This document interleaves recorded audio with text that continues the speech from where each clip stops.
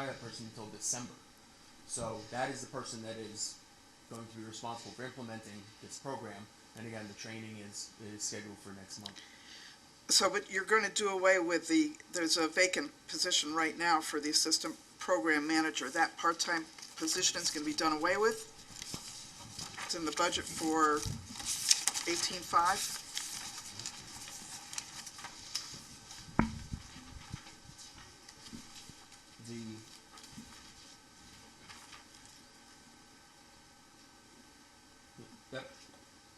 That program is still funded.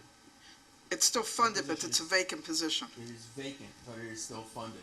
Right. That is an additional program position, and we're in the process of evaluating. Again, our program manager came on at the end of the summer. We've taken a long evaluation process of our needs to find out exactly what kind of an individual we want to hire for that position, and what the breakdown of the work will be. We do plan on filling that position. Okay, so then I'm sorry, maybe I just didn't understand when you first said. You said you're reducing your part-time staff, though. That's in the Arts coordinator. Arts coordinator. Arts coordinator. The last position. And that's going to be funded through special agency account now. How is that going to be? Well, no, it's going to be a redistribution of the first, so that we'll have the position funded through the fall. We'll be using both the existing youth staff as well as the program staff to create a sort of a cultural arts division, and so we'll be redistributing some of that work. The existing youth staff, that's your youth advisors? Is that who you're talking about? The 2 youth advisors, yeah. And what role are they going to be playing in this now? We would like them to play a bigger role in sort of coordinating the arts offerings in the community, the cultural arts offerings in the community. They have some good deal of experience in that area, and I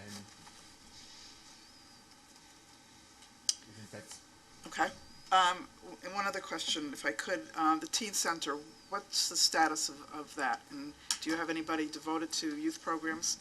We do. We have our new program manager has spent actually a lot of time with the teen center. In fact, we just got a donation of some new equipment, some couches and furniture, etc. So we've been working physically on improving that.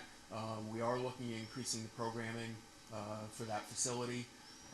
Again, that is our new program manager is focused on that, and as we fill that vacant position, again, that's where we're trying to figure out exactly where the emphasis of that position is going to be, whether the program manager will continue to do that or put that under the responsibilities of this new person. But we are looking at increasing programming. We're looking at partnering with others in the community. The teen centers are a tough business. They really are in any place in any community. There's a lot of reasons for it. A lot of it has to do with who ends up using the teen center, and if it's not the right mix of people, everybody goes away. So we're looking at doing more formal programming in the teen center, and again partnering with some other groups to more fully utilize that space. And what has been the use over this last year of the center up there at Indian Ledge? I mean, do you have any data at all for how many kids are using that? The facility itself is used for, we do run some children's arts programs out of that. You're talking about the building itself. We run some children's arts programs out of the building. We run music programs, some exercise, both children's, karate, yoga, special needs programs. The Pop Warner cheerleaders utilize the facility, and then we have some drop-in programs and special events in the facility. So I guess I'm looking more to focus on our teens. I understand you have rec programs for the younger kids up there, but what about there used to be a high school program and a middle school program. Is that still in existence? It is still in existence. They're not very well attended, and that's what we're trying to revamp we're trying to revamp those programs to get some more people into the facility. And we think the answer is, again, doing special events as opposed to necessarily having a hangout. Yeah. Well, I know that, and just as you said, I know it's a difficult a difficult topic.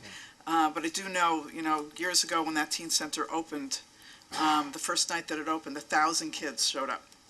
Every other problem with having open drop-in programs. Yeah, and it was, it showed the need, but it obviously was not expected at that number, and after that, it was, the kids just never came back. It's a tough business. We're committed to utilizing that facility and providing programs in that age group, but there is a real need, as we all know, as to what's happening Yeah. in all communities. It's just not Trumbull. So thanks.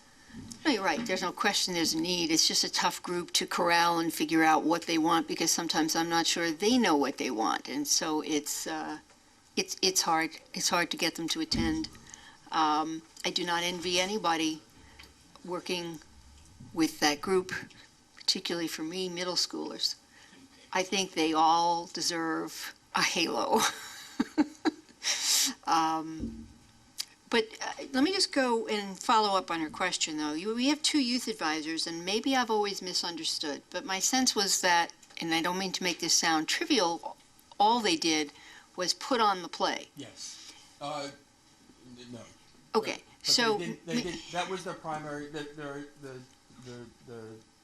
2 ladies that run the TYA program, and clearly the most significant thing is the 2 plays, actually, the 2 summer plays. There's older kids and younger kids. They run 2 plays. That is their primary, but they have a number of other activities during the course of the year. They do some open mic nights, some special events. They're doing some theater classes, instruction classes, etc. So there's sprinkled throughout the year, there are other events that they're coordinating, but their focus continues to be on the production. Those productions those are big productions. Mm-hmm. Hopefully you've all seen them, and they take quite a bit of effort. But the concept here is that we're going to ask those ladies to focus a little more generally on cultural arts, so that while one of them is clearly going to be almost entirely focused on the plays, the other can be more of a general cultural arts coordinator for the town. And again, taking some of the stuff that's currently done by the arts coordinator that's going to be reduced. Some of the things like the concerts, the gazebo concerts here in the summer, again, by moving things around, so you put work together and activities together that makes sense.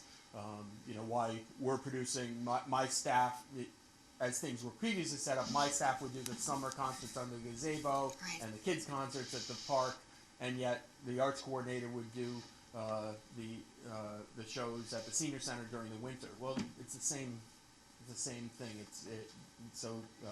Again, dividing up that work a little bit differently, and we think that there's some savings that we can recognize in doing that. Okay, and then the other question I have, the arts coordinator, which you say will be here for half the year.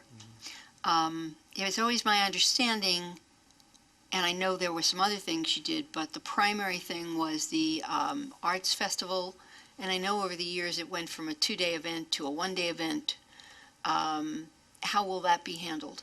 Well, that's a good question. That's why the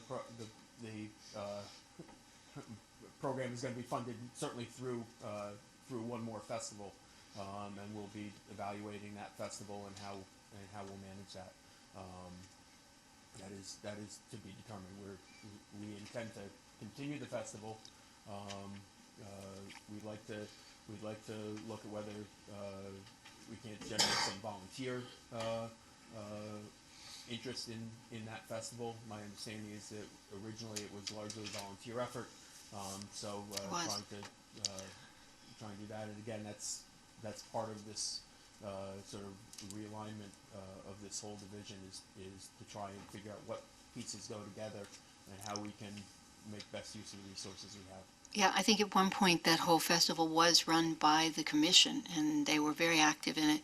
And they would have juried art and everything, and I don't know if they still do that, or if They it's have really just become a craft festival It or is a little more show. that they do, and they still do the literary contest, judge literary contest as part of that. Again, we'll have some conversations. Maybe the library wants to get involved in that with us. There are any number of options that we'll be looking at in trying to operate that as efficiently and effectively as we can. And then one last question on that. We had an issue around costumes. Have we resolved that? Yes. Okay, thank you. I just want to say that certainly attending the Arts Festival, that Arts Festival is a real gem for this town, and I hope that we continue to focus on that and Yes. not lose that as an opportunity for our community to be together. It really is it's just, I think over the last few years, it's even grown bigger than it has in the past. That is our intention. Okay. The Roy? Arts Festival, is that a moneymaker for the town, or? No. Well, how much do we lose with that? We don't. It's run. The Arts Commission runs that particular part of it. So again, the town's contribution of that is that the salaried employee put a considerable amount of time toward that. So there's not a. Again, it's a wash as far as the festivals. So the town's investment into that is the salary, and so then we're looking at how we can affect change in that. And also the new building going up down there at the Public Works area. Yes. Are you gonna be moving down there at all? Or Yes. Yes. That is The whole department, your whole department's gonna be basically down there? The- You're moving out of the house over here? That's And you're going down there? That's correct. We'll be moving myself, our program staff, our office staff, and these art staff will be moving into that building. It will the Rangers and the Parks Division obviously will continue to be housed where they are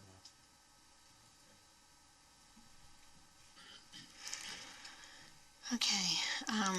At some point, and I guess it's probably through Public Works, to try to get an idea of just how much town resources are spent on something like the festival.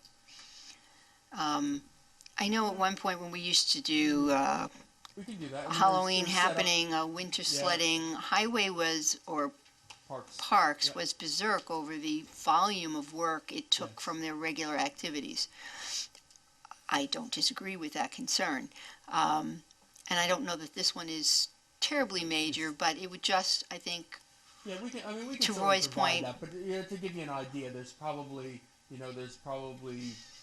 2 days of manpower for set up and clean 4 up. or 5 guys. They set up a big tent, which is used all. We try and work smart, so the tent is set up for the festival, and then the town does its employee lunch at the same time. The Yep. next day, so we get double use out of the tent, etc. But so again, setting up the tent, a little bit of moving tables and chairs, but it's not. It's not. It's not really significant. The real investment for the town is in the person that coordinates the event. Okay. All right. Any other rec questions? In which case, we will move on to parks. And 357.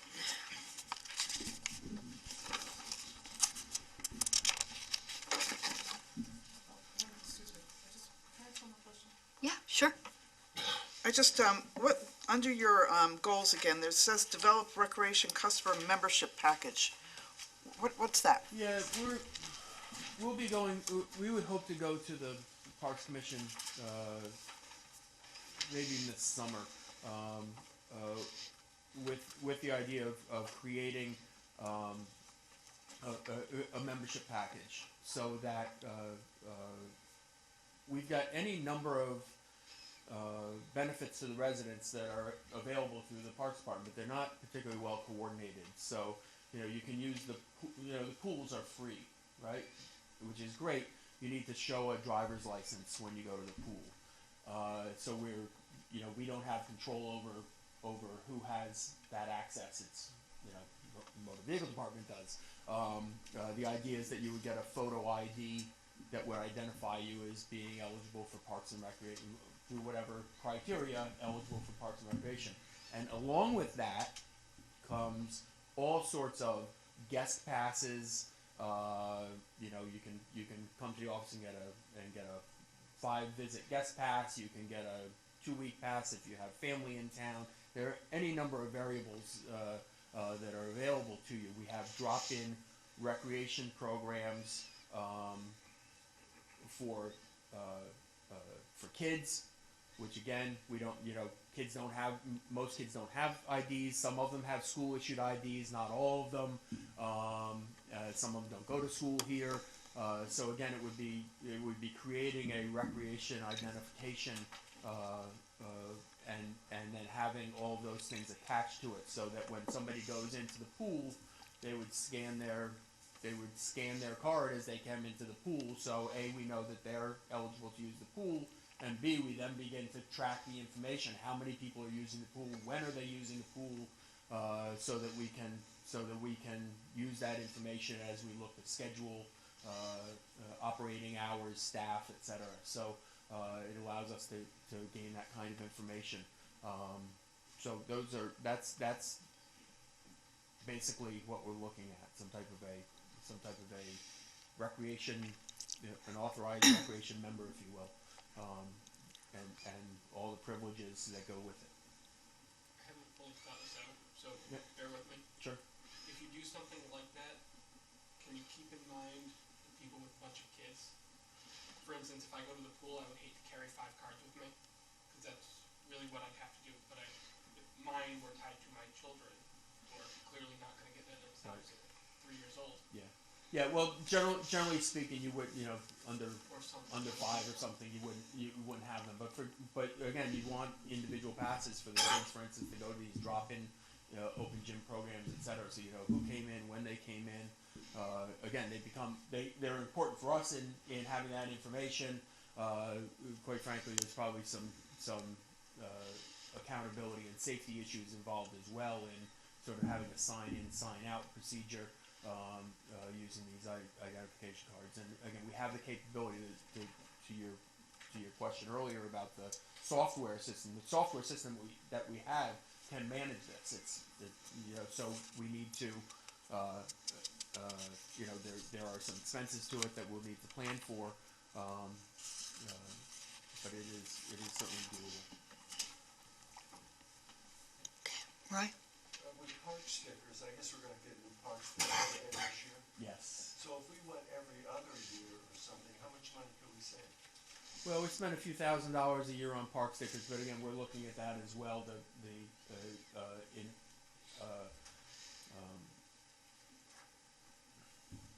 We're looking. I apologize because I know I sat here last year at this same time and said, I'm going to look at this park sticker program, but we've had some other priorities. But I think the commission has to have a considerable discussion about the park sticker program and how we use it, how we utilize it, how we enforce it becomes an issue. There are currently more exceptions than there are rules, which makes it really difficult to make sense of what the objective of the program is. So we'll be looking at that. Going to a 2-year pass is certainly an option that we can look at. Having renewable passes is another option. Towns now have greater access to motor vehicle records than they used to. It used to be you didn't have any real-time access to motor vehicle records. Now the towns can get that access, which makes it easier for us to implement some of these changes. Is it actually enforced? It is, Oh, yeah. but the problem is we do enforce it, but the problem is there are a lot of times when it's not enforced for various reasons. Somebody's got a park permit with a large event. I mean, like half our parks during the like a summer day, Yes. you couldn't tell because there's sporting events, or fall or Exactly. something if you want to do Yep. it for. And we specifically don't ticket in midday when we know that business, people that are in town doing business, etc., are gonna make brief visits. So we go largely 80% of the time. enforcement is evenings and Weekends. early evenings and weekends is really when we do most of the enforcement. And as you said, on the weekends, if there's a soccer game at Indian Ledge, we're not running around saying, "Oh, is your kid over?" So Where are you? So if you boil down, you're looking, let's say 10% of the time. Does it make it worth it? And going back to this idea of a recreation card, it's possible we transition from worrying about people's cars to paying more attention to the individuals and the activities that they're doing in the parks. So that if they're doing organized activities, they need to have a permit. If they're using a basketball court or a tennis court, they need to have their recreation ID, or be with people that do have recreation ID, so you control that activity a little more so than simply the automobile. Okay. Now parks? We're gonna be behind soon. Just one more question. Just going back to that membership package, would there be a fee associated with that? I would assume there would be, yes. And Yeah, but I think the town gives enough value that there is a value to it. It's not just, hey, we're gonna make you take this card and we're gonna charge you for it. You get a lot of value for that. You get access, and again, access to the pools is significant. We have drop-in recreation programs.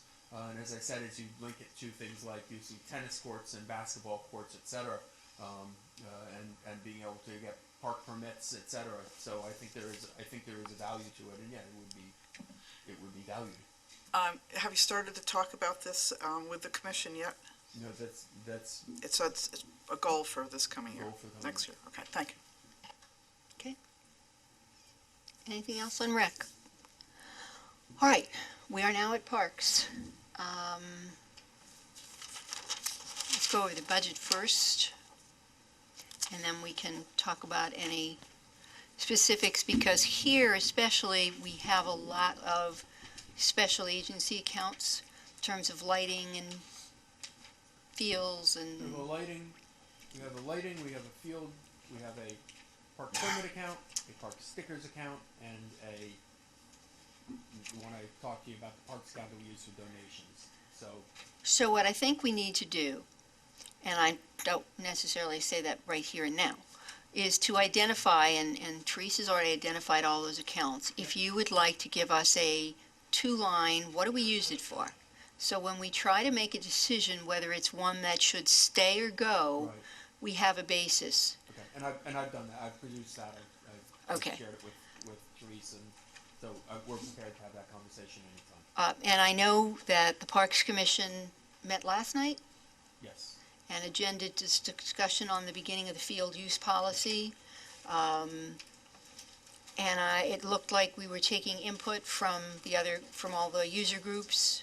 We will be. There was and I have, just to bring everybody up to speed after our very long conversation with the Parks Commission and in response to Teresa's audit, I did have a conversation with the town attorney, and I asked him about the situation that was raised that night where an individual who has a grandson playing softball or a child in a sport cannot participate in the field use policy, in the field use vote. Discussion of the policy or voting on accepting the policy. I would like to ask if you can find me a copy of the opinion. Yes. I would love to have it. It was shared with the commission last night. Okay, could you just forward one on to me? You have my email and I'll share it. I spoke to our Dennis Kokinis, and he was going to look for it because it had initially been done by Ed Walsh. his comment to me was, when people want an opinion, if you give him the specifics, they will be happy to rule on it. The situation I gave him, which had been reported to us that night, he didn't agree with either, but he didn't know the specifics of what was asked at the time, which is why he asked me to look. Because he said, if I follow that logic, Lori has kids in school. She can't, as a town council member, vote on the Board of Ed budget because she has a personal interest. The description typically is much more specific, that I am going to gain more than the general class of town taxpayers. It would put anybody on this board with children in the school system in that same quandary. I'm happy to share. Yeah. I'm happy to share that with you, and I'm happy I'd like to see it. Dennis and I did talk about it, and I will share with you that the general sense was, if you set a policy that is at least perceived to be fair across the board, and no one group is getting special treatment, then there really shouldn't be an issue that the members, any commission members would have an issue, or have a personal stake. But if we see that, we'll share that with him. I am glad to see that we're moving forward on taking public comment, taking public issues, formulating a policy that's kind of uniform across the board, setting fees that are appropriate. When we get to setting the fees is when there's going to become the question of which special agency account should stay and which should go. If you have a special agency account that is, let's say, purely for lighting, and I don't know exactly how you use it, but for a moment, if we use it to install the lights, and then groups that use the lights pay a fee into it, so that account is used solely for those lights, and we can't predict how much is going to be used in a given year to put it up in a budget. I can kind of live with that sort of special agency account because it is totally dedicated. But there have been a number of issues raised, and I will talk to your chairman, and if I could find the time, show up at a meeting to share it with everyone. But if a group puts up a building, they fundraise to put a building up, but then they dump the building onto us to maintain. And perhaps there has to be a question of, after you've built it, if you're going to use it, we need an annual user fee to maintain that building. And perhaps that's a special agency account that was dedicated to building and maintaining, because you're throwing the maintenance of the building back onto the taxpayers. And it doesn't quite sit right with me. One issue which has been raised to me, which I will find the time to write to the town attorney to request it, is that some of these buildings have concessionaires that pay to use the space, but the money goes back to the organization, not the town. Now, I'm not sure under what thought that's right. My opinion is it isn't, but my opinion doesn't count. The town attorney's opinion will count. But it seems to me, if we build a building on town site, no matter who built the building, and the town then, more than just technically, legally, belongs to the town, any fees raised from that building should go to the town, not the organization that built it. That's only how I see it. So we need to have a conversation with the commission about what's happening with these buildings, and is that really in fact the case? Yes? Yeah. No? Is that a question? It's a question. Are there groups leasing out space to concessionaires and then collecting the fees from the concessionaire? The Little League concession at Unity Park would be under that scenario. Yes, okay. That Little League operates the concession. You know, I think, and this is again pretty standard for the evolution of times. My guess is that when they started there, they ran the concession by having mom and dad volunteer their time, and decided this is for the birds. Let's get somebody in here to do this, and that's all fine. But the money that comes out of that concession, any profit that is paid for the use of using the space, belongs to the town. Or the town ought to have an agreement that says that group leases the building and. Or not, because we own the building. Right. I mean, it's the same that at the Nashua Pool, you have a concessionaire. Yes. Who makes money, Yes. selling whatever. I haven't been to that pool in 15 Yes. years, so I don't know, but, And the town but gets, the town gets it, same. If we chose to lease it for $1, that's fine, because we're doing it as a public service to the residents. I'm not gonna second guess what the contracts say. I'm just second guessing that any profit made off a town building belongs to the town. Okay. Just my opinion. Anybody here can disagree with that. But I think we need to look into that. It's making some people uncomfortable. it should be, whatever the agreement is, it should be in writing. And that's part of what we're, in doing this new field policy, we're looking at all of those types of agreements and making sure that, if, to the extent that people have exclusive use of facilities, which is not unreasonable, in certain scenarios, but make sure that those are written agreements, and those are in place. So we are. And I appreciate that, and I appreciate. And I've had conversations with Dennis on pursuing that. Good. And I certainly appreciate that the commission is now looking into the audit, setting up a subcommittee, looking at the field use policy, seeking input from the user groups. It's nice to know we have a meeting, we talk about things, and things like actually get done. So please do tell them I am quite happy that's going on. So having gotten our prior meeting out of the way, now questions on the parks budget. Any particular areas that are changing that you want to tell us about? No, Is there this is- something happening you want to bring us to Yeah, speed? this is I think the parks, this is largely the parks maintenance and the park ranger division, and I think these are operating well. We're sort of a little bit of business as usual here. There is, I will note, the seasonal salaries line has increased somewhat. That is one of the accounts that is still impacted by the increase in the state's increase in the minimum wage. I still have employees in that are at or near minimum wage. So you'll see a change there.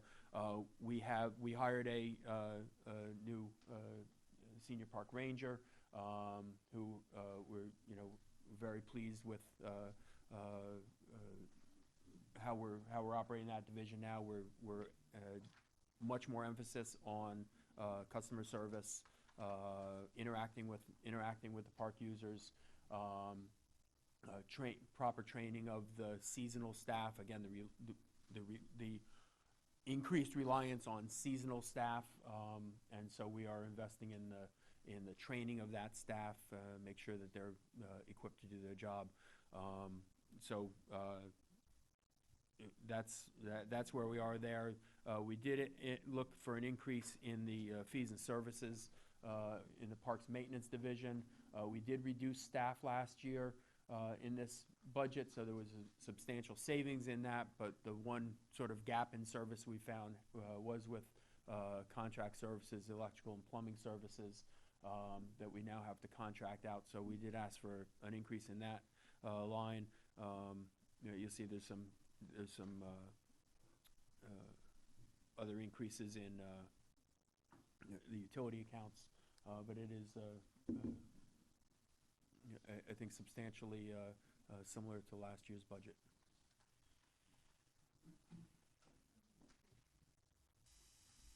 I have a couple questions, but I'll start with utilities, because you just mentioned that clearly our utilities, the electricity's gone up every year, the last couple of years. There's other groups, mainly the Board of Ed, that have done a lot of energy efficiency upgrades. Mm-hmm. Are we doing anything to try to get this down? Yeah, well, there's a couple of things. In fact, the capital plan that was recently approved does include renovation of some of these park facilities, some particularly the restroom facilities. So any renovations of those facilities will obviously be done with energy efficiency as a goal. You're not going to see the kind of energy efficiency types of things that the Board of Ed has, because we don't have buildings of that mass and that scope. We have all these little individual buildings, so affecting that kind of a change over any short-term probably isn't very realistic. We will, I think, we will start looking at the replacement of athletic field lights, and there could be potentially some savings down the road, but again, that is down the road. So the renovations we're doing we're keeping energy efficiency in mind in doing those, and again, we've got we did get some capital funds in this last go-round. Okay, then the two-part, the services, fees, ancillary, and program supplies. Yeah. The services and fees, that's $219,000, covering maintenance and repairs of the Board of Ed of the athletic fields. Yeah, this is the largely the contract for maintenance of the athletic fields, high school, Madison middle school. Is that, in our last meeting, there was discussions that separate groupings had also had different maintenance being done to the field, different paints, different things of that sort. Yeah. Is that trying to combine everything so that we don't have multiple groups doing multiple items to our Board of Ed fields? No, that's not really addressed in this budget. Okay. It will be addressed, all right? As part of the field use policy is being reviewed, yes. Although that particular item may or may not be an issue. If I understand correctly, the town council had approved to build another turf field. That's correct. That should be going in the summer, unless that timeline has changed from the last time we talked. Is that right? That is the hope. It should go in this summer. Would that then reduce the maintenance? It may. It may. I would say we will have a new contract. We're getting ready to go out to bid on a new contract. So this is an estimate based on the previous contract. So hypothetically, as there. well as the program supplies, because we don't need to paint, fertilize, put in soil. That particular field. Yeah. I mean, it's Yes. a big field. I know it's not. Yeah. No. There should be some savings in that field, in that maintenance contract. But again, because it's a global contract, I need to wait and see what the results are. I wouldn't feel comfortable. I didn't increase the budget in anticipation of that contract, but nor would I necessarily feel comfortable in. Technically, it went up $10,000 and $6,000 respectively on those two line items. So they Right. did both go up. The $10,000 we put that allows us to do some discretionary repairs in addition. The way this was set up was that the contract was that the budget. The line item was set for the amount of the contract, which left us with no discretionary funds for doing additional work outside of the basic contract.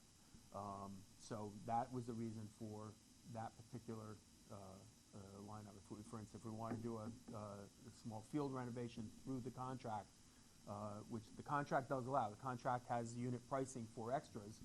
We don't have any money to execute any of them. So this gives us a little bit of discretionary funding for field improvements.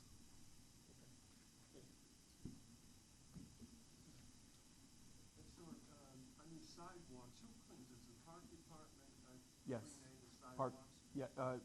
I'm sorry, snow you're talking about? Yeah, the snow. Yes, yeah. we're responsible for snow removal of the parking lots for town buildings, sidewalks around town building, and the public sidewalks that are a list of public sidewalks. Right, I saw one inside of one of those, nice little tractors with a Yes. snow blower in front. Was it all moving? closed. Was it moving? Yeah, it was going along, it was going a good. Because as of Friday, none of them were moving, but Yeah. we got them back up and running on Saturday. And so that just pretty much, all the sidewalks in town, right? In other words. There's a list of them. I don't have that list in front of me. There is a specific list of sidewalks that are the responsibility of the town, and the sidewalks that are the responsibility of the town are done by the Parks Division employees. Do you know what that costs? I, Sorry, the public ones, like the ones sitting out in I front of don't- the house, because where I've always lived, people who live there shovel the sidewalk. Most towns do it that way. I know. Yes. I'm gonna tell you, I don't have full background on this particular item. I do. I know there are other, and I can have Dimitri in here, and we can stay for a couple hours, and he can tell you all about it. But I can provide you with more information. But Dimitri and John Marsilio probably would be. It's not my top priority, but if any time you come across it, I'd love to see it. Yeah, I think that. I don't know that we necessarily have them separated out, but No, it's. about 16 years ago, whatever, 17, when we chose to put sidewalks in various parts of town, the enlightened town council at the time chose to fund them and take full responsibility for them, including snow removal and liability if someone falls. Not sure there are any other towns in the country that do it that way, but we do. But then again, I guess any subsequent town council could choose to change that. Or not. But yes, so they are stuck and acquired those little snowblower machines in order to do it. I deal with them from an operational standpoint, not a policy standpoint. Yeah, he just got stuck doing what we told him he had to do. So the Parks Department, they plow like the parking lot right out? Yeah, they do the parking lots in this. They do this building, the library, the police department. How many plow trucks do they have? I don't. Big plow trucks. They've got several, but I don't have it. And the park rangers now, they meet down over Nichols area down there? Yes, on Huntington Turnpike. What number, Huntington? You know the address? The Bill property? It's the Bill property. Bill property item. It's the Bill property. The address. I was just down there the other day looking around for it, I didn't see it. Oh, because it's set way back off the road. You won't find it. You'll never find it Yeah. wandering upon it. It's like Yeah. there's a little church across the street. It's down a long driveway. You won't even see it from the street. Yeah. Address, but it's down. It's It's a number or something if you happen to come across Yep. it. That might help. Yes, sorry. Thank you, Madam Chairman. Stuart, I have a question on signage with the proposal of the rails to trails. Yeah. Are we looking into making that a little bit better with the park hours that aren't really listed there right now? And are you concerned that you have enough help to keep those areas clean? I know we've discussed the garbage pickup and things like that. With the increase of people using those rails to trails, do you have enough manpower to do all that? Well, that's a great question. We'll be evaluating that. They're due to start construction on the next section of the trail in March or April. And it'll be a fairly significant construction. They've got some bridges and tunnels and all kinds of things. So it'll be a while before that is open. Probably fully impact the next budget.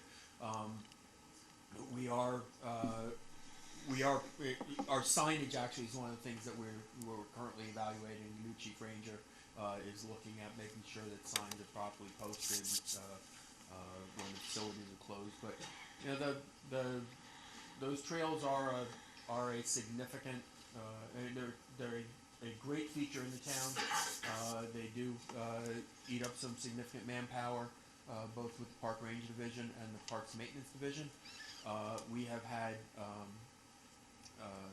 some significant issues with litter and dumping in some areas, and we are trying to address that. We continue to try to address it by insisting on a carry-in, carry-out policy that does again force us to go in and clean up the mess when it does happen, and it does happen. But from a financial standpoint, to take on daily trash collection throughout the park system of the magnitude that we have here in Trumbull would be significant. Just starting with the equipment that you would need to do that. So we are working very hard with the resources that we have to manage those areas. I will just say the parks, my kids and I have been in a lot of parks lately, and they've been amazingly clean considering there are no garbage cans around. Well, that's that is the hope, is that, and then, you know, if the park is clean and then somebody goes to throw something, they understand what they're doing. We have, I will say our issues are more with dumping than they are with litter. I think the residents, by and large, are pretty good about the litter part of it. Honestly, I didn't even realize there weren't any until my father tried to throw away cups. I was like, oh, I just always carry it and leave. Yeah, it's interesting. You're going in a park because you want to enjoy nature, and then you trash it. Yeah. It's Right, yeah. kind of interesting. I have a couple questions on the one item you were talking about, fees and services, that says the vendor to maintain and repair Board of Education fields. Is that solely Board of Education fields? It is that is the contract. Yeah, it's the contract that incorporates the high school and Madison Middle School are incorporated under that contract. Are there other fields in that contract, or just those So two? those are the fields under Okay. the contract. And then- it has unit pricing, so that if we do use them for other Something else, we you pay have them, a, we pay them separately. but out of another line? Out of another line. Okay, and the program supplies, is that 75,000 include the Board of Ed, or is that just the rest of our parks? That's the rest of our parks. Okay, so Maria, my question is, $219,000 in the Parks Department that's solely for the use of the Board of Ed fields. Can we create a new line under 06 for that number and put it in the education budget where it belongs? And where perhaps the state will give us credit towards education? Maybe controlled by the Parks Department, and I'm not saying in the big program expense line that's the one number we give the Board of Ed, but it seems to me we keep losing pieces of things we pay for the Board of Ed by putting them under anything but the 06. Those are not public parks. And you don't care where we put it, you just want to be able to pay for it. And I certainly note that while it is those fields, it includes all the maintenance that's done on behalf of the community recreation organizations as well. So any maintenance associated with, for instance, Babe Ruth, American Legion, Little League, Trumbull. But then we need to but the field itself exists at the Board of Ed, even if someone else is using it. Correct? Yes. So they're still their property. It is still legally under their control. And I get other people use their fields, but And there are expenses, I'm just saying. We- there we are get direct criticized. expenses related to that community use. but we're criticized for what we spend, and yet a lot of what we spend isn't there. And while I'm at it, can you also, Maria, sort out for me in the liability and the workers' comp what piece roughly belongs in each side, town versus Board of Ed, and create some lines over there? Okay. Are there questions on parks? Yes. Just following up on your question, so it's only the high school and Madison's fields? What about the fields behind Hillcrest? Are those considered your high school fields, or Hillcrest, yes, that that whole whole, complex. the complex? That entire complex in Madison. Okay, and what about the fields at the elementary schools, the ball fields? Those are under control of the Board of Education. Okay. Now, I have a question, can I go on for? Please. There's pool-related expenses both in the parks budget and the recreation budget. Yes. And now, I guess I'm not sure if that's always been the way it's been. I don't know myself. So, but just take the parks one for a minute. The 578803 for $54,000. Does that also include Hillcrest expenses, the pool at Hillcrest, or is that just the town pools? It's just town pools. That's It's just the the, maintenance. That's in the Parks Division. That is the cost of the maintenance of the pools and the sprinkler parks. okay. And how about, so the rec budget? Is staff and any sort of miscellaneous supplies for the lifeguard staff. Okay, so none of this includes any expenses for the Hillcrest pool in either one of these? The lifeguards for the Hillcrest pool during public swimming time would be incorporated in the recreation line. Okay, and the supplies for the pool as well, the chlorine, whatever? No. No, so where is that budgeted, does anyone know? that's someplace It's else. budgeted in the Board of Ed, and once a year, the Board of Ed sends a bill to the town. Yeah. They pay it and send us a bill. Okay. Status of the Indian Ledge Playground. It is, a portion of it is actually on site. The site work has been largely completed, and as soon as we get good weather, we'll take delivery of it and have it built. So it should be in place by, depending on the weather, sometime in May. It should be open and ready to go. It includes, they've done all the site work, they've done all the drainage work. They've roughed out the new handicapped access to the playground. So, we'll be good to go as soon as the weather clears. And the sprinkler park, is that in working order? Yes, it's in working order, yes. And under your goals for next year, you have planned development of built property of athletic use. What do you foresee happening there? What is foreseen there is potentially developing some athletic facilities there in the currently open field,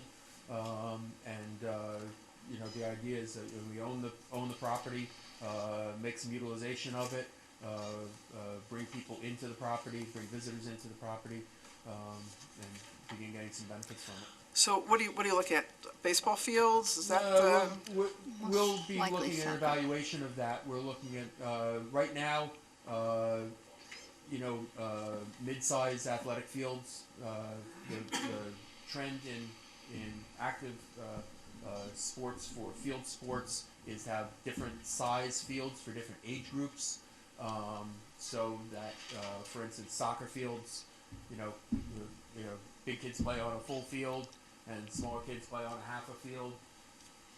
So as you look to design new facilities, you would evaluate those. Lacrosse is moving toward the same model where they start playing smaller games. So instead of playing 11 against 11, they play 7 against 7 on a smaller field. So my guess is that some combination of multi-purpose fields in that location. Right now I wouldn't anticipate Little League, but that's not to be discounted. and I have just one more general question, which I actually will reserve for when we have the technology discussion, but that's surrounding the telephone usage and how we're billing, expensing that out now. But that discussion is I think for that, so we can talk about that in its entirety. Thank you. Okay. The rails to trails going into Ashport, they're gonna be putting in several tunnels and everything else. How's that going? What's the time on that? That's the project. I said they're due to begin construction in March or April. We had a pre-construction meeting up at DOT 3-4 weeks ago. So they're looking at a spring construction. I apologize. I don't have the construction timeline on that project. I know it's a substantial project, so but I don't know what the timeline. Frank Smeriglio is sort of the lead guy on that project. And that's all federal money too, federal, state money. Is there any town money involved or any of that? I don't believe there's any town money. I thought there were a little bit, we had to sort of match something, but I don't think it was a lot of money. Lori, do you remember? Maybe 10 or 15,000? In the earlier phases, I'm not. Think we'd done our share already? Yeah, you know what? Frank Smeriglio is the guy on that. When we hear engineering, you can ask him. And will you have the job of cleaning it up and doing all that kind of good stuff? Yep. Nice. That's going to be a challenge. I mean, that lower end of that trail is a challenge right now. The low end down by the movie theater there. Drawing a blank on the name of the road. Anyway, that Quarry Road? The Quarry Road. That is A dump site. That is the most difficult spot we maintain. Piles and piles and piles of trash every day. But people just bring the stuff there and dump it We're off. having big parties down there, and they don't want to take the stuff out. So we're in a little. We refuse to put a garbage can down there, and we've had the park rangers down there. It's not always comfortable, and we'll continue to work on it. That's a challenge. I can tell you where I think we have answers. I don't profess to have an answer to that one, but we're going to keep working at it. I'm not saying I advocate it, but would it be worthwhile to put a video camera up there? We've looked at that. Or is that a cheap question? Yeah. I thought I found walking here. He did. He just walked out. Alright, but that can be for another time. Just lastly, Vicky had asked before about the fields, and you had said the elementary school ball fields were on a different contract. The fields in the elementary schools are maintained by the Board of Education. And I'm assuming they They have some staff. They may be doing it They have internally. okay. Yeah, they do it internally. If They it's have not that. internal, They're then outdoor. my question doesn't matter. Yeah, they have what's called outdoor staff. Okay. I don't want to take up the time now. Maria, this is a general issue on all the utility accounts. We have some going up, heat and electricity. Water in this account happens to have a lot of them, but we're dropping the phones, and I know we're talking about the new phone system, but at some point, can we have a little bit of the assumption on the other utilities and why they were changed? And the one thing I would ask you, you're right, you don't have a lot of buildings, so most of your lighting is outdoor lighting.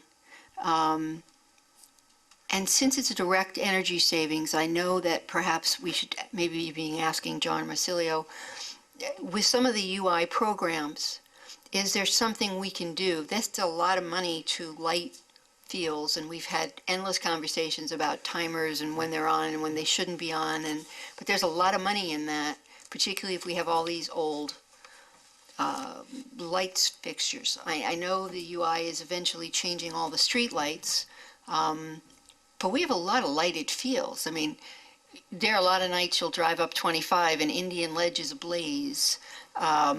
We won't talk about how often Tashore Road is ablaze. You have the fields behind the school. There's probably a lot of lighting at the school. Those tend to be off when they're supposed to. High School, Unity Park, Indian Ledge, and the two sets of lights at Indian Ledge.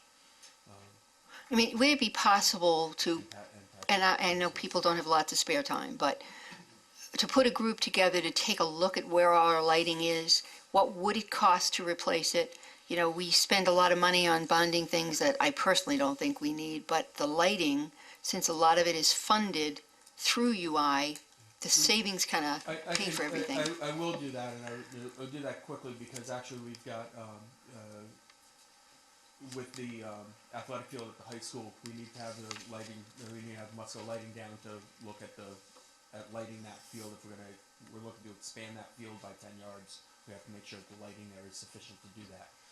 So probably within the next couple of weeks, we'll have somebody from Musco down, and we'll have that conversation both on both the efficiency of the fixtures and of the control systems. There are two elements there. A lot of money in there. I mean, $100,000 a year. It's not. The conversion of those is expensive as well, so it becomes that. But the conversion might be a justifiable bond because it's a capital project. It's going to give us, last a long time. Yep. Just a thought. Yes. I'm not espousing lots of bonding, but that seems like a project ripe for this. Okay. Any other questions on parks? Because we still have one more left, and that would be the tree warden account.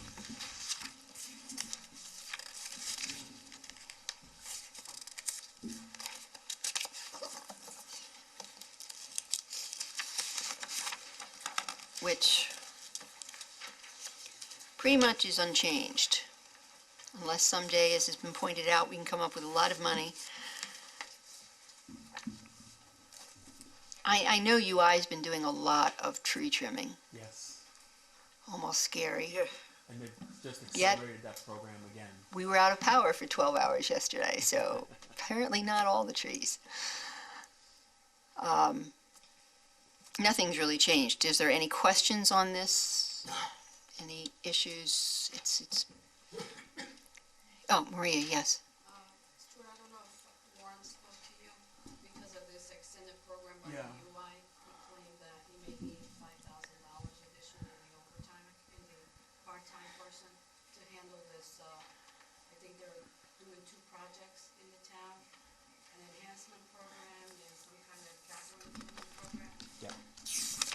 so, okay, I had actually, the department, if you look at the department request in this budget, we requested the same amount in the salaries account and a $25,000 increase in the, program expenses account. I had actually,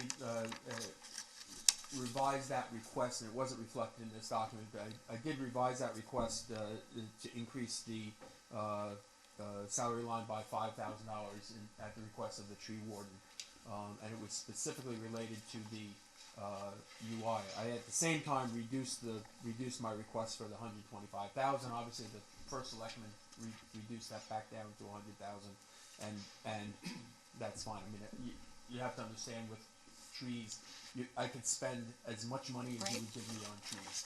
I mean, literally, there's no end to what we could legitimately do with tree maintenance, tree removal.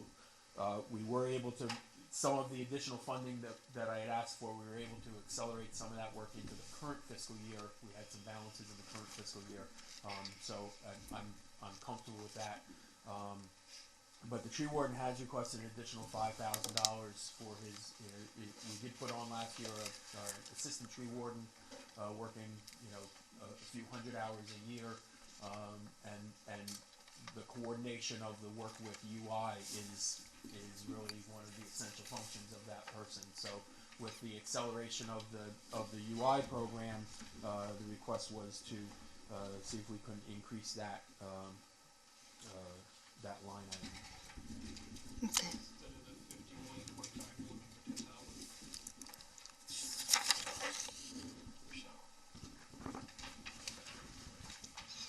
It says 28.9.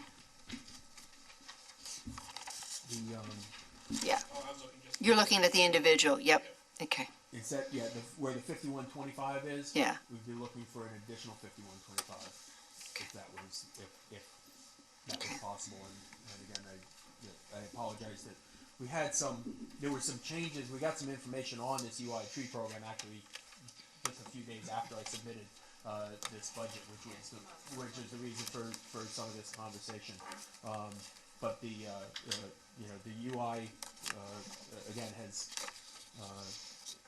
extended their program for the next 4 years to the tune of about $129 million. So they'll be doing a lot of work and some substantial work here in Trumbull. And he's not union, right? That's correct. He's an hourly employee.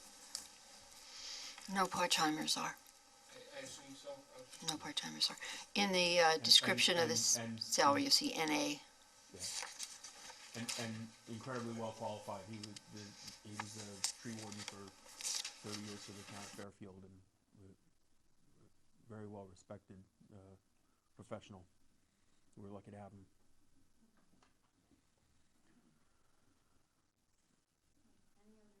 Sorry. Any other questions at all? Go ahead, tree warden.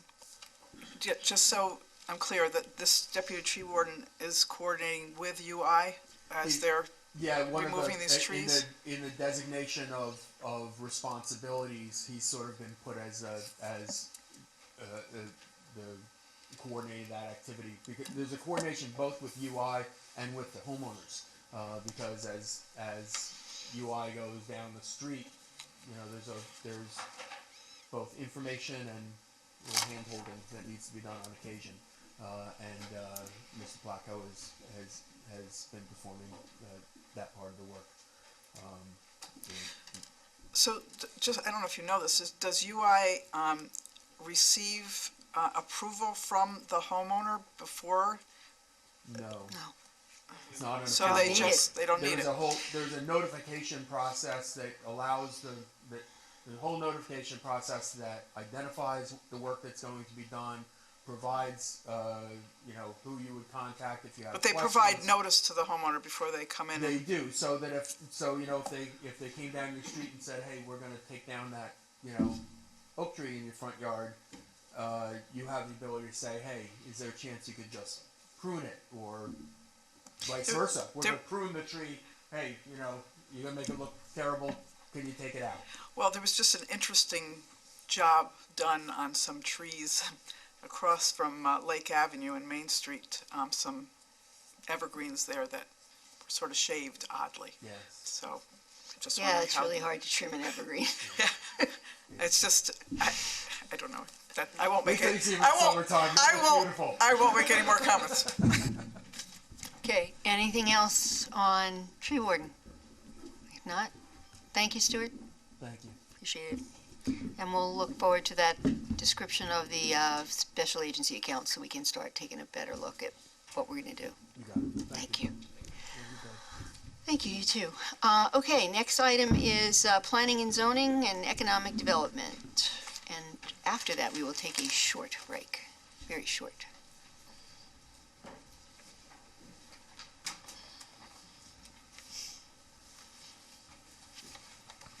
Welcome. Hello.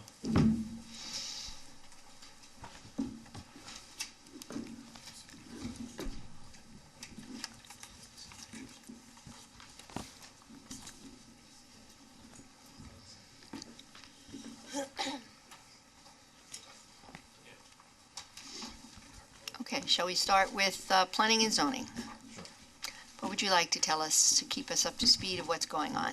If I hold this or just leave it? If, can you hear him well enough, or do you want him using a mic, or you want a mic? Okay, please try to use the mic. We should get a little stand for it. Within the last year, we've I don't been think up- it's on. Didn't change. No, it's on. Hello? Just get closer to it. Thank you. Within the last year, the Planning and Zoning Department has been very busy with applications, new projects, residential, commercial. We encompass the Planning and Zoning Commission and the Zoning Board of Appeals. The Zoning Board of Appeals deals with variances. We've had numerous variances for residential, a few for commercial. Our zoning enforcement officer, Doug Wentz, handles that commission. I handle the Planning and Zoning Commission. We deal with commercial development, in-law apartments, subdivisions, re-subdivisions. Our office has been very busy as of recent too. We're doing all those projects for Long Hill Green that have been going forward. We've been working with Trumbull Center downtown area. We've been working with our, as you can see in our report, regulation revisions that we're proposing on doing. We just finalized our parking regulations to make it more user-friendly. We're looking to, in the future, do a whole rewrite of the regulations or revision of our regulations to conform with our plan of conservation of development. So there's a lot of stuff going on that are in the works right now that I think we're in a good foot forward with right now. Just generally, can you give us an idea when you talk about the parking regulations? There's certainly been a couple of issues raised with some of the new developments we've had, commercial developments, that parking is not adequate. The other thing that some of us have noticed is the size of the parking space regulation hadn't changed, but in case you hadn't noticed, most people are driving bigger vehicles. And so the spots seem small in relation to the boats we are driving on the road. There's, I believe one development you're talking about, there was a allowance of a compact car location, which that makes the parking spaces a little bit tighter. I think our development, me personally, we have kind of pushed away from that and not allowed any compact car parking. We have been working on there's been issues about the definition of a gym and what a gym constitutes and the amount of parking that is required. So we did reevaluate the gym parking calculations to make them a little bit more aggressive than what is been proposed in town. We have proposed commercial parking regulations where if you have a restaurant in a commercial zone and you have retail associated with that, you can't switch it over, say if the restaurant closes to retail or vice versa, unless you have adequate parking to back that up. So the parking calculations, anytime a development or a business changes, they have to come back to the planning and zoning department to get that review done before any type of change of use is determined. are allowed. Our concern isn't so much, I understand change of use, we're talking about initial use. I think there's a, specifically up on 111 where the Chips is, you don't want to try to park there in a restaurant. And frankly, for my concern as a town resident, if I go there and I can't park, I stop going, which hurts the business, which is the end that, from a financial standpoint, we're certainly concerned about. And so there are days there where people are waiting for somebody to pull out. There's 2 restaurants. God, if it's in the evening and the restaurants are in full swing and the gym's in full swing, and that's a large scale, and there's a lot of parking there, and yet it's still not enough. But then if you look down on Madison, where we now have Romanacci's and the Sitting Duck, I drive past it because I can't pull in and park, and I'm lazy. If I can't park, I'm not going to hassle waiting for a parking spot. My concern is we have great economic development, and we bring these people into town, and it's a fantastic town, and we're all thrilled. There are lots more restaurants and stuff, and then we may be hurting them. It may have helped the initial developer who didn't have to spend so much money on parking spaces, but it's not helping the tenants who are going to be our businesses long-term. And so I think that, and just up the street at everything around Marissa's, do those really have enough parking when those restaurants are really up and swinging and going? And they may comply to I have no doubt they comply to the existing regulations. Because you're not going to approve something that doesn't without a little bit of a waiver, and I think building's going to enforce when it's built. But I'm not sure the regulations as they exist are, I don't mean to say good enough, because it's just not adapting to the fact that if you look out in the parking lot, 50% of the cars are SUVs or minivans. I mean, I'm not sure where the compact cars anymore are. I just don't see them on the roads in Trumbull. And we're in New England. I mean, look at the weather the last couple of days. That's kind of why people do drive SUVs, why our police department shifted mostly to those type of vehicles, because they got to be out no matter what. So, Well, are we addressing that? Yeah, we are addressing that. We, with our proposal to do a regulation revision, we'll dive a little bit deeper on the dimensions of the parking. Usually the 9x18 parking spaces, that's the standard parking spaces that mostly all the municipalities in the state and even in the country utilize. I do agree with you that, times are changing, the cars are getting bigger. So, maybe that's something that we have to look at. We all have multiple dings on the side of our cars to prove that that's not sufficient. Yeah, and to address the where edges and Prime 111, we are working with the state right now to do a traffic analysis of Route 25 and 111 to determine, does a light need to be somewhere, other traffic calming areas that need to be developed in that area. So hopefully we'll get that done, I think, within the next year or so, and address that to the state and see if there's something that we can do for those. Are there any areas. plans for that crossing, for the trails crossing? Yes. Yep, they are addressing that. Yeah, so that's part of the larger Route 111 25 study. They're looking at all of those corridors, they're looking at the traffic, they're looking at current and future economic development activity, projecting into the future. They're looking at pedestrian access, including the crossings and the trail use, and they're looking at bicycle use too. So as the study progresses, they are making, recommendations around all of that. So, we don't have those recommendations yet. It's sort of, I would say it's about midway through. They've done all their diligence. They're coming up with some feedback. There's a community group that'll do some feedback. There's a technical group that's feeding back. And I think late fall, they're supposed to have more of the recommendation side of it together. So. Another thing about, I know there's that light, but it scares me. Somebody presses it and people still aren't used to it. Somebody starts across and I just cringe. But one of the things I've also noticed, and I don't know how they do it because there is the culvert going under it, but when you come up to the light at 111 and 25 and you're coming south on 111, there's the 2 lanes that can turn left, but then the one that can only go straight or right. And if they could wedge a right turn in there, there are times that traffic is backed up from that light up to the exit of the shopping plaza where the Edge and the Chips are. And it's a long way down, and at least a right turn might eliminate, and I know that's got to be very hard to do because it does cross water. They are looking at options about widening the road in certain locations. Because that one's scary. And I think what you're doing is, people are now more familiar with it, are cutting through other areas, which I'm not sure helps us. Yeah, that whole area was raised during one of the public sessions, and it's been discussed, so they're looking at it as it currently exists and in the context of what could be happening over there in the future, so, Right. As you do more development, Yeah. that line of cars is going to back up yeah. farther and farther.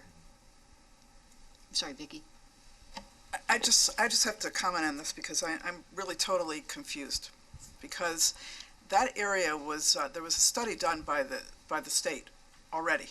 It's actually 2015, and it was probably before that too, where work was supposed to have been, there was a study done, and there was conversations between our state legislators and the Department of Transportation. Are you aware of this? Are you talking about the CHIPS, the area? CHIPS area. There was some look at that light and that intersection, but it's being looked at now with the state, with the MetroCog, and with Ty and Bond as their consultant, and the two municipalities that are adjacent, Trumbull and Monroe. Is that the meeting you're speaking of that happened up at, in the Monroe Elementary School last year? Yeah, that's one. When was, that meeting was a while ago now, last fall. So we're not expecting anything again until this coming fall? Well, they have prepared sort of a baseline of what could be happening, and, you know, they had to gather all kinds of intel and questions and designate areas to look at. So they are feeding back this spring to the community, group that was assembled, and to the technical group, which Rob and I are both part of, some of that baseline stuff that's being looked at to say, has anything been missed? Did we miss a parcel that could be developed this way or that way that could have impact? And then from there, they start to dig in further into their recommendations, because it's a domino effect. If you do something one place, there's an effect somewhere else too. So they're looking at it comprehensively. That area that you're talking about, I've been here since April, and I've heard several conversations about addressing the light there. And there's been a number of conversations that John Marsilio was involved with, and others, and some cost-sharing conversations about putting a light there. So I haven't heard of a formal study that was done for that one area. Well, there was Chips. one. I would ask that you look into that, because there were press releases issued back in June of 2015 about that. And, you know, about the light, the chip, that whole area. Yeah, and, you know, we certainly, again, and we could talk about this until we're blue in the face, I think, but we certainly don't want to have a tragic accident in that area. We keep saying the same thing before it's a light or whatever solution is for that area. But, you know, people come and go. People forget conversations that were had. I know I went to that meeting up at Monroe Elementary School, and it seems odd to me. We seem to be doing things backwards, because the development in Monroe, where they're actually, you know, fixing that bridge on 111, that whole road area has already been being redone according to whatever they've decided to redo, and now that study incorporates that area as well, going all the way up to the CVS. So it seems to me that we're studying after the fact. We're doing things, there's sidewalks being put in there.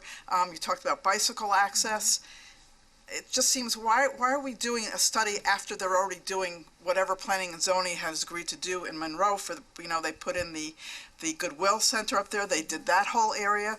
So it just seems to me, I don't understand what comes first. Well, I think that what you have is that you have local action happening along the way as Right. things are happening, and then a call from both communities to get more capacity to do a more extensive long-term study, looking into the future, like, you know, 20 years, and saying what could potentially be developed, what could potentially happen, and are we making short-term decisions, to your point, that are good or bad for that? So in the absence of that kind of comprehensive study, and the state obviously has to sanction that study as they have, and work with our regional planning agency in our towns. It's bigger than any one town. So they're gonna look at a more comprehensive, long-term study. Now, are decisions being made that are pro or con to that? I can't say. I haven't seen all the recommendations aren't out yet. but it could be that that happens, or it could be that those things are, as they're making those decisions, those local boards are looking at some future vision for that area. I can't say. Well, I would think But- both Monroe and Trumbull would be very concerned, Yeah. and are very concerned about the 111-25 intersection and how that impacts the Chips Plaza. And they had been for years now, since that Right. plaza opened. Right. And so I would just ask that you go back and look to see, and I can supply you with information that I have That'd be great. about the study that was done in 2015 or 2014 at this point. They may have done a traffic study for that light, that may be what you're referring to. Yeah, it was about the light, and it was about an access road that was going to be, that needed to be put in beside the plaza in order for the traffic flow to be rerouted. So there's been a lot of work that's been done on this, And I'm but with no Yeah. change in that. And as Elaine said, where people have to walk that, across that road to get into the Right. rails to trails, Right. that's frightening. Yeah, so, just because I don't personally know about the exact study doesn't mean that the study group doesn't know about it. I just wanna say that, because there's been a lot of looks at different things, and a traffic study point in time, at one point, now looking at that area in the context of other redevelopment that's happening there could be a different dynamic. So they definitely, meaning the state folks, right, cause that's a state road, know what studies have been done, and those studies are being funneled into the technical engineering, traffic engineering team that's working on the actual study. So that, it may appear that, all kinds of various things are going on, but the team that's working together on this state MetroCog study that we're involved with, they've been doing a real lot of diligence, I mean depth, looking at what's happening over there, what's been done, to try to get ahead of the kind of situation you're talking about, Vicky, where this is random stuff happening and it's not working for either community in terms of traffic flow and pedestrian access and all this other stuff. That's why the long-term study is happening. So I think it's good. Maybe it should have happened a few years ago, I mean, arguably, but again, the state, they have a lot of priorities in terms of what they're willing to invest in, and obviously they have to be front and center leading this, given that they're state roads. But I just wanted to mention to the parking question, I mean, part of the our zoning regulations have not been revisited since 2008 in a comprehensive way. Obviously, the zoning board, is looking at them in an ongoing way. So part of that full sort of comprehensive look at our zoning regs, they will be revisiting all of the parking stuff, and to Rob's point, looking at gyms a little bit differently in the parking calculation, because we didn't have, correct me if I'm wrong, we didn't have a distinction for a specific, like, gym parking calculation here in our regs, which they're kind of looking at that differently, because part of that challenge that you're talking about with the parking over there has to do with, a gym being there and the amount of usage. Yeah, the old regulations all talked about retail or restaurant uses. There was no specific real definition of a gym or a drive-in restaurant or drive-through restaurant. So I think we really have to dive in a little deeper in our regulations and really define what we're actually putting there. I think the developers. And I'm not sure the problem is solely the gym. I'm not sure we're even adequate for today's restaurants. Even if you look down on Madison Avenue, you've got three, depending on how you want to describe it, restaurants. Especially in this town, economic development, it's in small pockets, but they're so intense. It's not like any other municipality around here. Anytime a restaurant or anything opens up, it's very intense from what I hear from the developers. The first couple months, and then it dissipates a little bit, Right. but not to the degree of another municipality. Well, and do you know ahead of time when something is approved that there'll be 2 restaurants there or 3, or is it just, we don't know what tenants we're going to get? They just base it off of restaurant or retail use. So they'll specify a certain area of square footage as this is the restaurant. Okay. So then we know. So he has to guess, or the developer has to guess what tenants are going to eventually end up there. Yeah, they may say once they get the approval, then they'll be able to go to the franchise or, Right. and see what they want. Okay. All right. On your budget for P and Z, I'm looking at the salaries, I'm looking at the positions, and you had 3 full-timers and a part-timer. You asked for, it looks like you asked to make a full-timer part-time and a new full-timer and eliminate the other part-timer.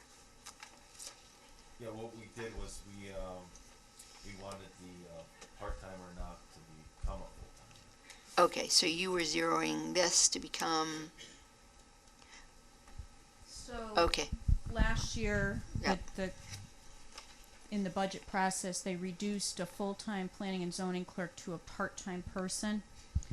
So it left us with a full-time person and a part-time person. We have 3 boards and commissions. The office is extremely busy. Okay. And Rob can speak to the specifics, but we had lots of extra meetings that were, unanticipated last year. Now, there's always some special meetings, but we had, was it 19? 19 meetings and we have 11. Yeah, and just with P and Z, that is not ZBA.